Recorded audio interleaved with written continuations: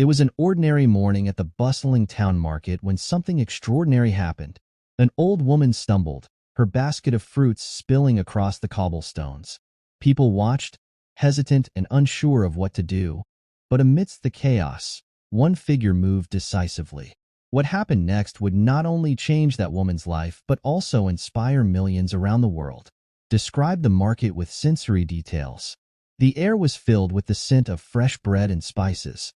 Vendors called out their prices, their voices mingling with the chatter of customers. Children darted through the stalls, laughter echoing against the backdrop of the morning sun. She was frail, with a shawl draped loosely over her shoulders, leaning heavily on a worn wooden cane. Her eyes, though tired, held a quiet dignity. As she moved through the crowd, a loose stone betrayed her footing, sending her crashing to the ground. In the midst of the crowd stood a woman of grace and poise, dressed elegantly but unassumingly, a face instantly recognizable across the world.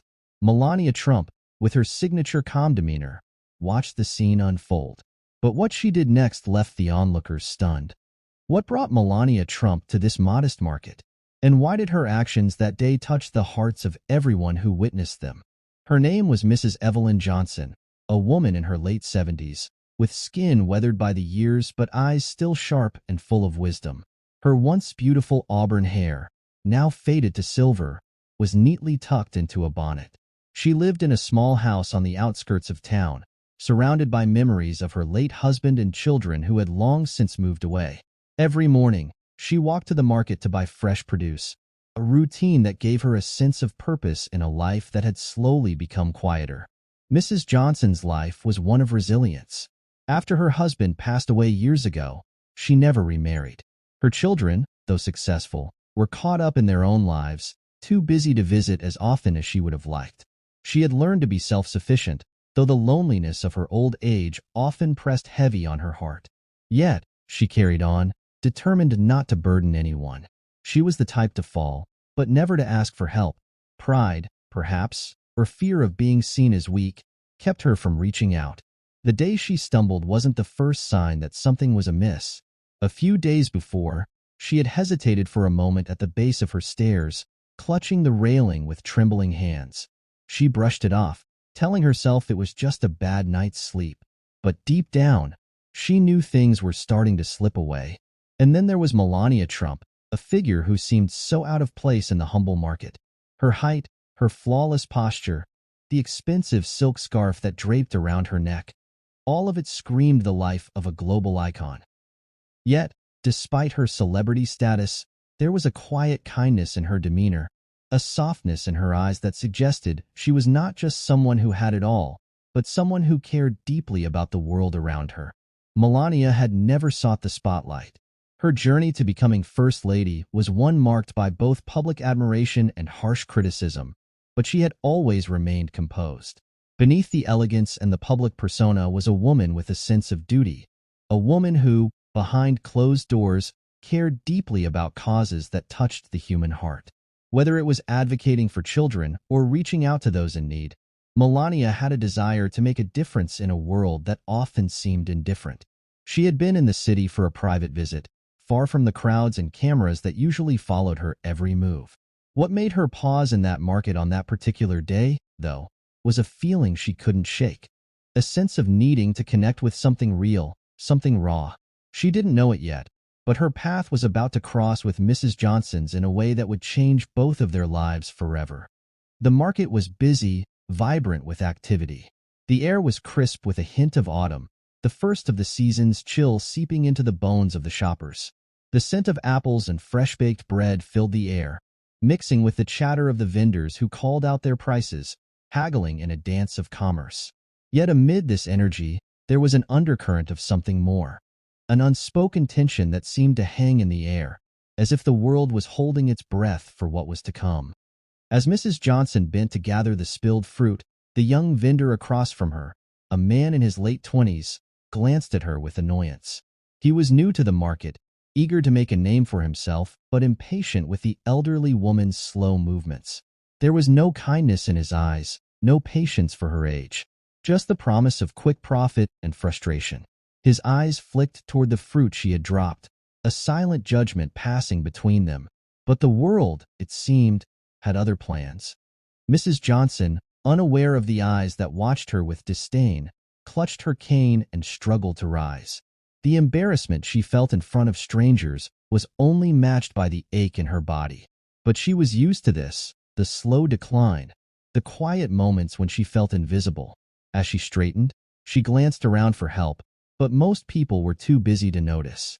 That was the reality of her life now, seen but unseen, invisible in a world that only cared about the young and the fast.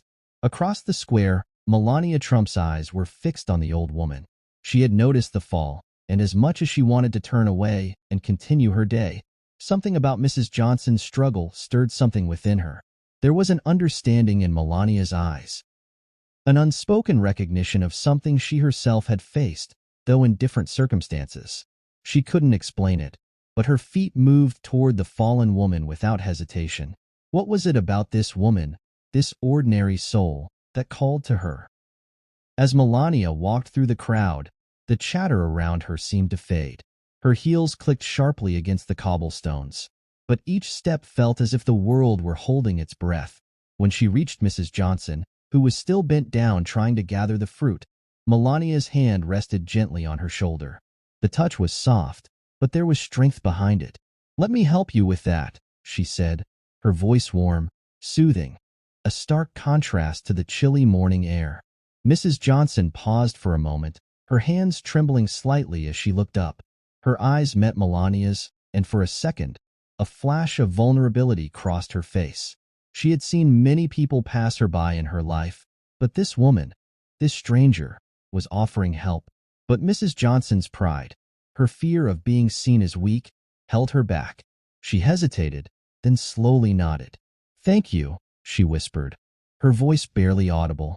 As Melania helped gather the fruit, the crowd began to take notice. The murmurs grew louder, some curious, others judgmental. Yet, there was something in the way Melania interacted with Mrs. Johnson, a genuine care, an understanding, that felt different. The crowd was used to seeing celebrities, but they weren't used to seeing one treat an old woman with such raw, unfiltered compassion. The young vendor watched from his stall, his eyes narrowing with each passing moment. His frustration was palpable. This was his chance to make an impression, to sell his goods to the right people, and yet, here was Melania Trump, distracting everyone with her kindness. He couldn't help but feel slighted. This wasn't the attention he had hoped for, and in that moment, bitterness began to creep in.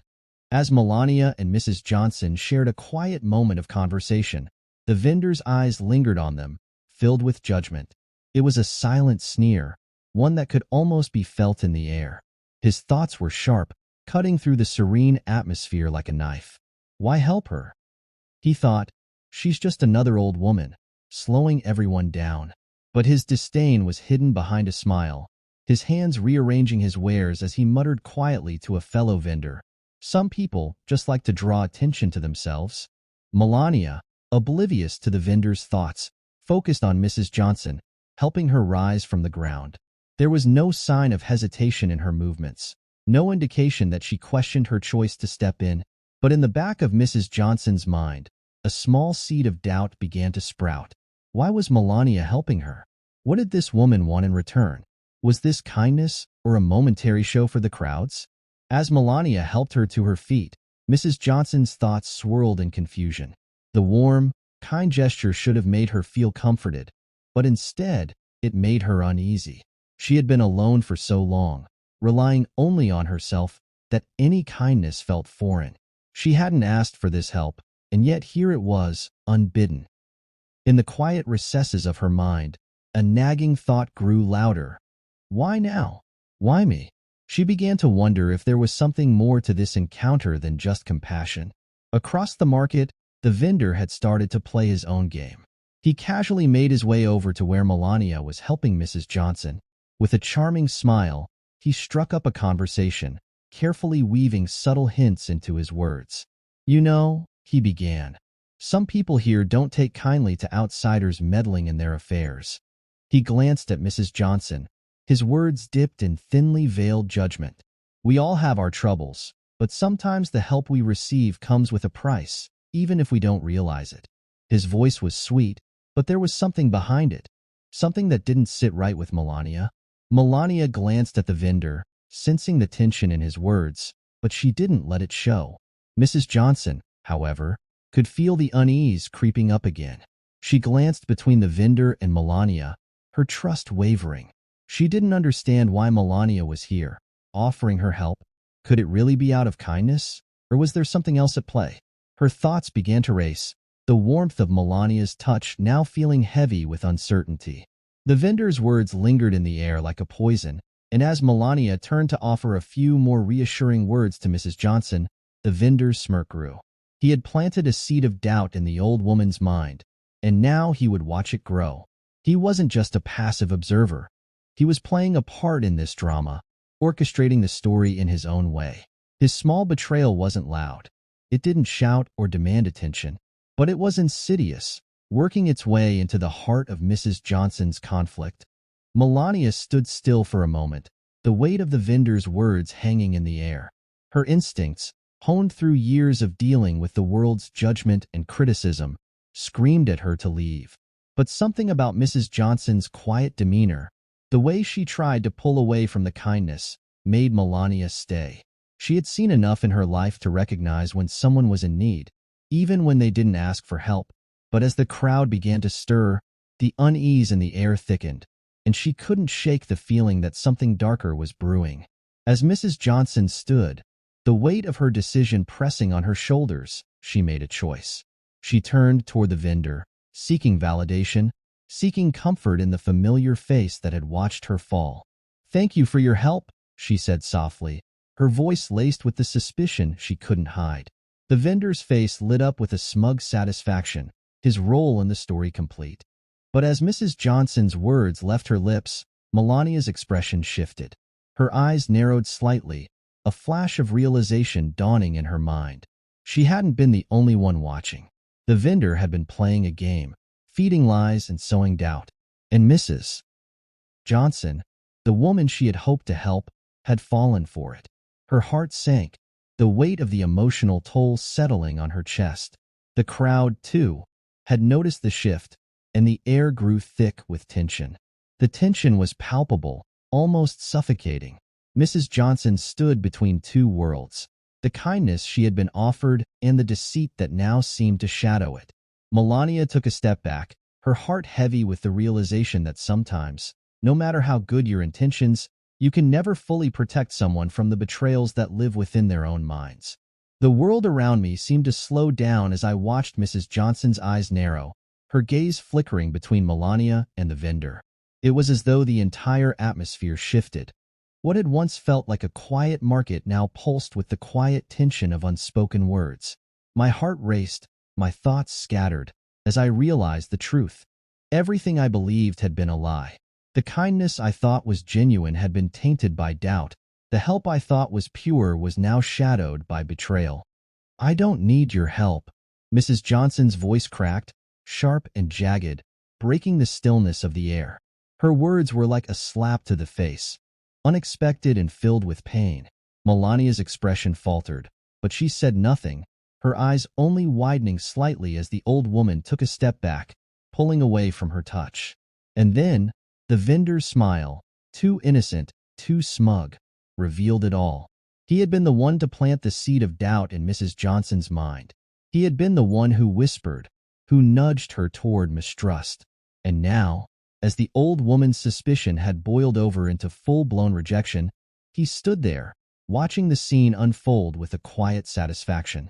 His subtle manipulation had worked, and in the chaos of Mrs. Johnson's rejection, his true nature revealed itself. Melania stood frozen for a moment, her mind racing. Her hand, still extended toward Mrs. Johnson, seemed to hang in the air like a question mark left unanswered.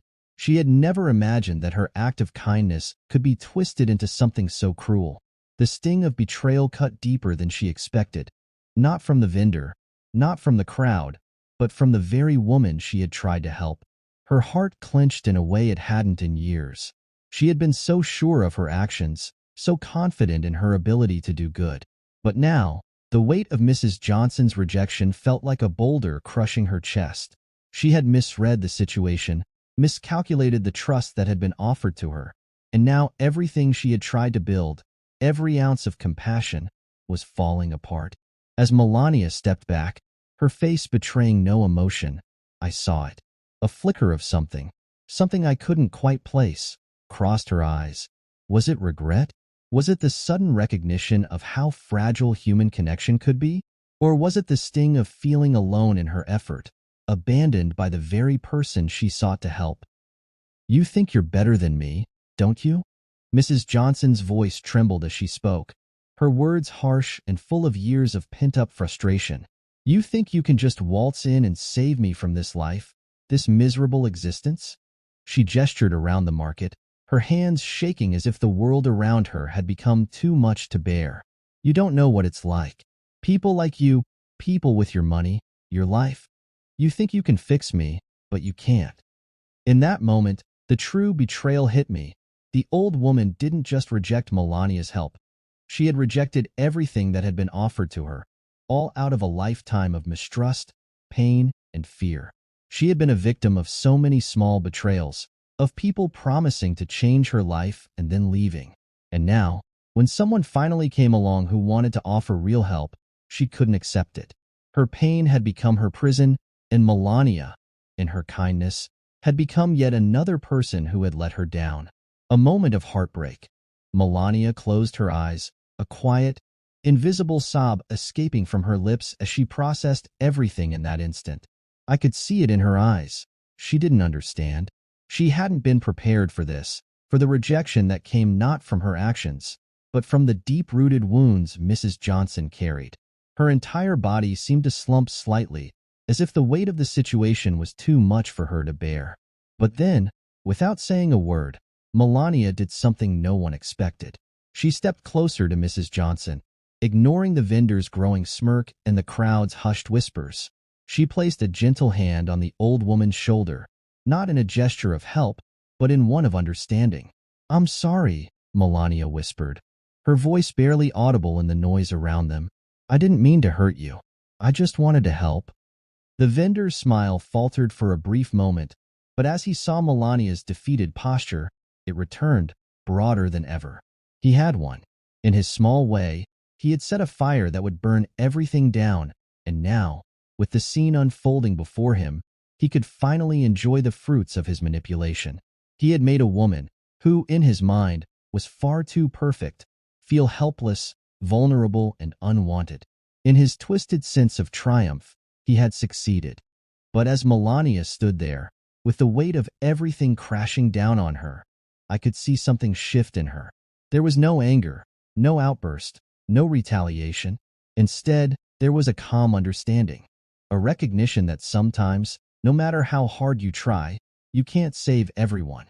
Sometimes, kindness is met with resistance, and sometimes, the best thing you can do is walk away with your dignity intact. The market was quieter now, the sounds of the bustling crowd fading into the background as the weight of what had just transpired settled over us. Melania, still standing with her hand on Mrs. Johnson's shoulder, remained motionless. The vendor, who had been so smug just moments ago, now seemed almost insignificant in the face of the emotional storm. The world around us had shifted, and there was no going back to how things were before. Her eyes were distant, as though she were trying to make sense of it all. There was a faint tremor in her hands as she withdrew from the old woman, her gaze lingering for just a moment longer. Her face, usually a mask of confidence, was now etched with confusion and pain. She had offered so much, only to have it thrown back in her face. But beneath the hurt, there was something else, a realization, perhaps, that sometimes kindness isn't enough to heal all wounds. Mrs. Johnson stood there for a moment, her eyes clouded with conflicting emotions. She had rejected Melania's help, but now there was a look in her eyes that spoke of regret. The sharp lines of anger had softened, replaced with the quiet weight of understanding. She had lived a life of isolation, of fearing the motives of others, and now, faced with the very kindness she had longed for, she wasn't sure how to respond. Her final words, "I didn't mean it," Mrs. Johnson whispered, her voice barely audible over the hum of the market. I didn't know who to trust anymore." Her words were simple, but they held the weight of a lifetime of hurt. She had been afraid of kindness, afraid of being let down once more. But now, seeing the woman before her, seeing the sincerity in Melania's eyes, she was starting to understand that not all gestures came with strings attached. The vendor, who had been watching from the sidelines, now seemed almost insignificant. His smile had faded, replaced by a hint of unease. The game he had played, manipulating the emotions of others, had left a bitter taste in his mouth. What he had thought would be a victory now felt hollow, like the win had come at too high a cost. His satisfaction in sowing division now seemed small in comparison to the emotional toll it had taken on everyone involved. As Melania turned her back and walked toward the exit of the market, there was a moment where I thought the vendor might speak, might try to salvage whatever pride he had left. But he didn't. Instead, he simply watched her go, his expression unreadable. The damage had been done, and no words could undo it now. As she made her way out of the market, her thoughts seemed far away, distant from the physical world around her. She had come here to help, to make a difference. And yet, in the end, she was left questioning what she could have done differently. She had always been someone who believed in her ability to change things, to fix what was broken. But this experience had taught her something she hadn't been prepared for, the realization that not all wounds are meant to be healed by external forces. Sometimes, healing must come from within. A few steps away from the market, she paused, taking a deep breath. Her chest rose and fell, the air heavy with the weight of everything she had just experienced. A small tear welled in the corner of her eye, but she wiped it away quickly, almost as if embarrassed by it. There was no grand gesture, no heroic moment to mark the end of this chapter. Just a woman, standing alone, reflecting on what she had learned about herself, about trust, and about the complexity of human connection. A moment of stillness. The camera lingered on Melania as she stood there, still for a moment, her back to the bustling world behind her. The crowd had resumed its usual pace, unaware of the emotional drama that had unfolded just moments before. But Melania knew something they didn't. She had learned that even the most well-intentioned actions can be misunderstood, that sometimes, no matter how hard you try, you cannot control the outcome. As the camera slowly zoomed out, leaving Melania in the distance, the final words echoed in my mind.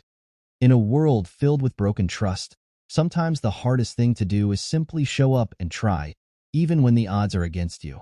The screen faded to black, leaving the audience with the lingering weight of the lesson learned.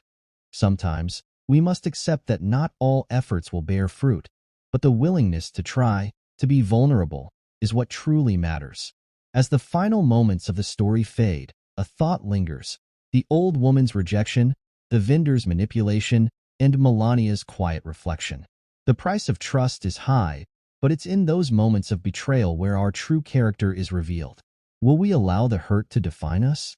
Or will we rise, knowing even the deepest scars can become part of our strength? Imagine, for a moment, that you were in Melania's shoes. Someone you trusted has hurt you deeply. What would you do? Would you continue to offer kindness, even when it feels like nothing will come of it? Sometimes, the people we trust the most have the power to break us, but it's how we rise from the ashes that defines who we are. Are we brave enough to forgive when the unforgivable is right in front of us? The world is full of choices. We can choose to hold on to our pain, or we can take a step toward healing. Melania chose to face the world, despite everything. But what would you choose? Could you forgive the unforgivable? If you found this story impactful, don't forget to like, share, and subscribe for more stories that inspire. Share your thoughts in the comments. What would you do in Melania's shoes? Let us know below.